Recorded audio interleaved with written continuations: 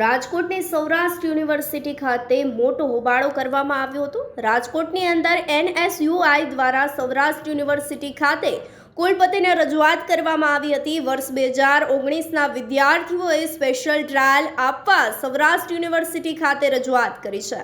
એક કે બે વિષયમાં અટકેલા વિદ્યાર્થીઓને ડિગ્રી પૂર્ણ કરવા વધુ એક તક આપવામાં આવે તેવી માંગ સાથે વિદ્યાર્થીઓએ રજૂઆત કરી હતી।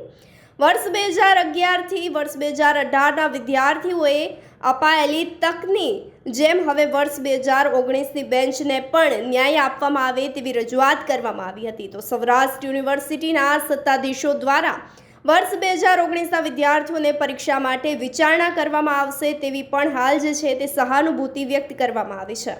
ખાસ કરીને સૌરાષ્ટ્ર યુનિવર્સિટીમાં છેલ્લા ઘણા સમયથી NSUI એક માંગ કરે છે કે જે વિદ્યાર્થીઓ 2019માં એનરોલ થયા હોય બેચલર અથવા તો માસ્ટરમાં અને કોઈ કારણોસર એક બે વિષયમાં ફેલ થયા હોય અને તેની પરીક્ષાની સમયમર્યાદા પૂર્ણ થઈ હોય, આવા વિદ્યાર્થીઓની એક માંગ છે કે સ્પેશિયલ કેસમાં એમને એક મોકો આપવામાં આવે જેથી કરીને આવનારી સરકારી ભરતીઓ છે તેમાં એપ્લાય થઈ શકે। અમુક એક વિષયમાં ફેલ છે, અમુક બે વિષયમાં ફેલ છે, તો આવા વિદ્યાર્થીઓને માનવું એવું છે કે ભાઈ અમને એક વખત યુનિવર્સિટી મોકો આપશે તો અમે અમારું ગ્રેજ્યુએશન અથવા તો માસ્ટર પૂર્ણ કરી શકશું।